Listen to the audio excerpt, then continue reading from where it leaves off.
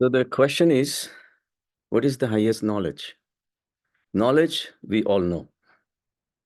We get born, we connect with the world, and we start creating knowledge of objects, people, situations. We utilize our mind and utilize our five sense organs to connect with the world, and we gather this knowledge, right? But that's where there is a knower, there is known, what you know of, and there is a process that happens between you two. That's the knowing. This knowing happens only because you are aware. If you are unaware, if you are unconscious, this knowledge cannot take place. You may be under anesthesia. Whatever things happen, you have no idea. So it does not become a memory for you. So for a memory to happen, to get stored in your mind, you need awareness. So this knowing, this awareness is that invisible connection between you and the known, knower and the known. So this is how we live our life. And we gather this knowledge from the sansar. Sansar is everything that is moving around, physical, people, objects, situations, everything that is moving around. We try to gather this knowledge from them. And sansar is a product. Sansar is a creator of this knowledge in a way. People walking around us, we try to get familiarized with them. They provide us the information. We stored it in our mind. Then next time when that person is around, we said, okay, yes, he was there. So we gather this knowledge. It starts burdening our mind more and more and more. And because the sansar is material, all physical forms, the knowledge that is created is also collected in the store, in the mind, and it becomes a burden. And in the duality, it can be compared. Somebody is short, somebody is tall, somebody is rich, somebody is poor.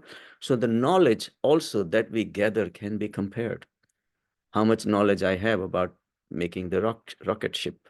I don't have any spaceship. I don't know how to make it, but there are people who can make it and they have knowledge. Now, they may not have any knowledge about anything else, other things, but maybe on this particular, they may be expert. So there are so many branches of knowledge have opened up, right? At one time, it was all primitive. Religion was everything. And then science came, and science kept on explaining different phenomena and kept on exploring and further. Different branches of medicine, different branches of physics, different branches of chemistry, organic chemistry, inorganic chemistry, all those things started happening. And they started breaking down. The science breaks down all the time. Now we are down to the minutest particles, subatomic particles, quantas, all those things, we are down there. We keep on dividing, making it smaller and smaller. And in that process, we are creating different branches of science. It's not just science anymore. Now it is mathematics, then there is this mathematics and that mathematics. Physics is not just this physics, there's a space physics, is hydro related, ocean physics, whatever it is, but everything is broken down, and there are more and more people getting experts in different fields. But does it take us anywhere? The question is, does it take us anywhere to the ultimate knowledge? No, it doesn't, because we're getting smaller and smaller. We're walking away from something that is so substantial, that is so important to know, which we don't know anything about. So the knowledge that we have is divided into two things, Gyat and Agyat. Gyat is something that you already know. And Agyat is something you don't know, but you can know. Utilizing your five senses, your brain, your arms, legs, and your physical body, you can come to know.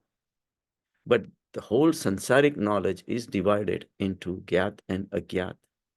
But there is something else that we will never know. And for that, you have to go to the root. As I explained to you, that when the first cell is born, and that was us, we modified into few other cells, and this became our stem cells. You must have heard of the stem cell research and stem cells therapies and things like that. And the stem cells are, they call pluripotent cell. Pluri means multiple.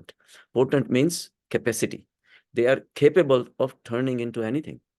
So these pluripotent cells keeps on differentiating into heart cells, nervous tissue cells, liver cells, muscle cells, bone cells, nerve cells. All those things are modified, but their origin was only one. The same way, origin of all this diversity that we see was only one. And that one we don't know. And that's the problem. And that's why there is no harmony. There is, as the science keeps getting deeper and deeper and deeper, more and more people are getting diversified. There is nothing wrong with science, which is fine. It is doing its job, but it will never take you to the ultimate knowledge. The ultimate knowledge is hidden within you. And ultimate knowledge is something that you can only experience. So the passage that you have to go through, the samadhi state that is located within you, you start yourself as an individual with that ability to collect all this knowledge, but that is collected by your mind. But as we keep on going within and you start transcending, as you keep on transcending, what happens is you transcending your mind, which was the keeper of that knowledge, something that was making you smarter, something that was making you more clever, something that was making you create more money, more finances by cheating people or working hard, whatever maybe were your ways, but your mind was loaded. But as you keep on accumulating that knowledge, you also develop your ego. So the more knowledge you have, you tend to have more ego. And the more ego means you're identifying yourself as an individual. And when you identifying yourself as an individual, you become the part of the big tree called sansar. Sansar is like a tree starts from a single cell, a single seed. A single seed multiplies and it gets bigger into tree. And then so many branches are coming out, and then so many sub branches are coming out. And then there are leaves, millions and millions of leaves. We become one leaf out of the whole sansar tree. We become a single leaf, but we'll never get to know the roots. To know the roots, we have to go within. And that's why meditation is so important. So what happens is once you transcend your mind, which is also holding on to the ultimate knowledge, yet that you think that you are this body. And when you walk away from that, what happens? It can become scary. It can become difficult to walk away from something that you believed all this time. So you realize that you need the strength. You need the sahas, the adventure type of personality to let go what you have believed so far. And when that does happen, and if you can do that, of course, there are so many ways. There is a karma yoga, there is gyan yoga, there is bhakti yoga, there is hat yoga. So all these branches are there. But the most difficult is where you can take the straight approach by observing. It requires a lot of strength not to waver based on the mental desires. And so people do the jap and people do the rituals, and all those things are just to keep yourself busy. And you think that you're reducing your number of thoughts, but you're taking only one step on the ladder, and then another step and another step. You can keep doing the jap, and then all those things ultimately helps you, but it takes years and years, and who knows, multiple lives. On the contrary, some people try to take a slower approach. It's almost like they don't want to do it. So to me, the Gnan mark is the best mark in the sense it requires a lot of strength. But once you, with the proper understanding, just by observing whatever you observe, you're not that. And in that, what happens? The knower, the knowing function that was there, that remains. Because now you have transcended the knower itself. That's your body and your mind, which is your ego. You have to be ready to submit your ego even. So all that identification, you have to start realizing that whatever I gathered, this knowledge that I gathered in the sansar was at the mercy of sansar. Who made me a doctor? I was not born as a doctor. I was given this knowledge so that I can practice doctory. That's all. So I cannot claim ownership on it, which it's not.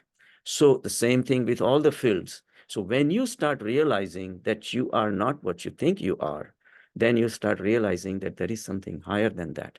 And that's the process of rising higher. So the knower, you are the knower and the known, both of these need to be transcended. Then what happens? The connecting bridge of awareness remains, because awareness is indestructible. At some point, you will be destroyed, and whatever you know of will also be destroyed. You will die and your relatives will also die. You will die and your friends also will die. What will remain?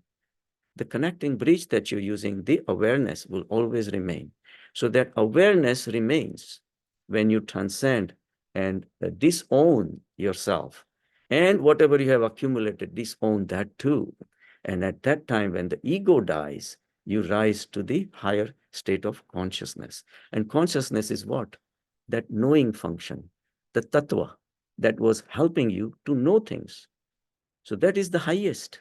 It's like a bridge that was connecting you to, but it's invisible. It's formless. You go inside your body, all these cells automatically are functioning. Nobody is there to give them instructions. Why are you looking for instructions from outside? Do these tiny little cells know what to do? They themselves know. They don't know, but the consciousness, which is hidden in a formless state inside that space, is managing somehow.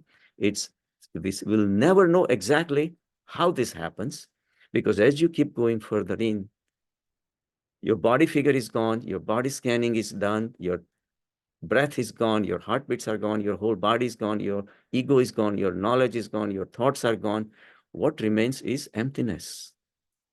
And then suddenly you realize that how did I get born out of this emptiness? There is no way to know.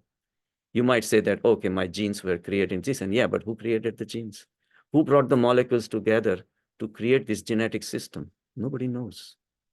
So you have a blueprint of a house, but who is building the house? That formless state within is holding that power, but there is no way to know what it's there. It's emptiness. So that's the time only the knowing remains.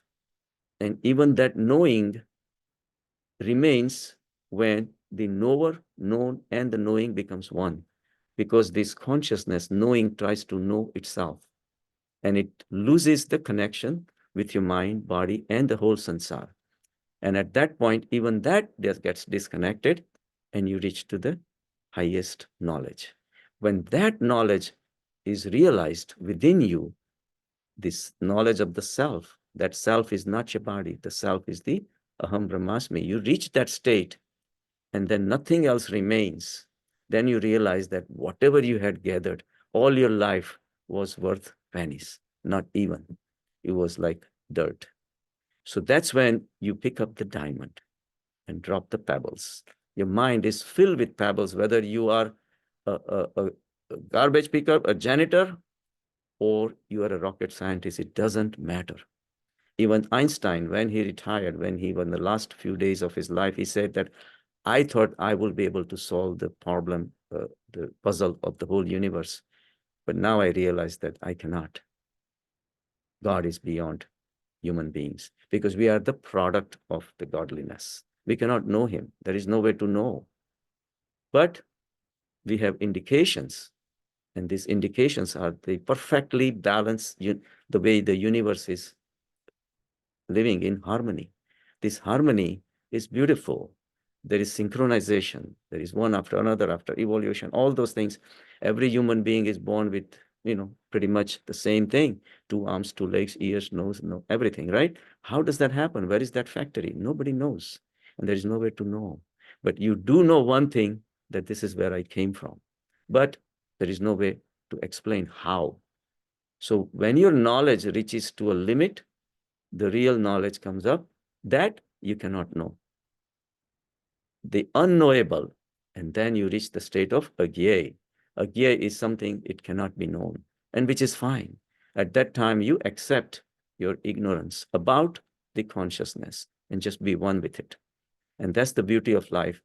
This generates a mystic life, life of a mystic, that there is a mystery.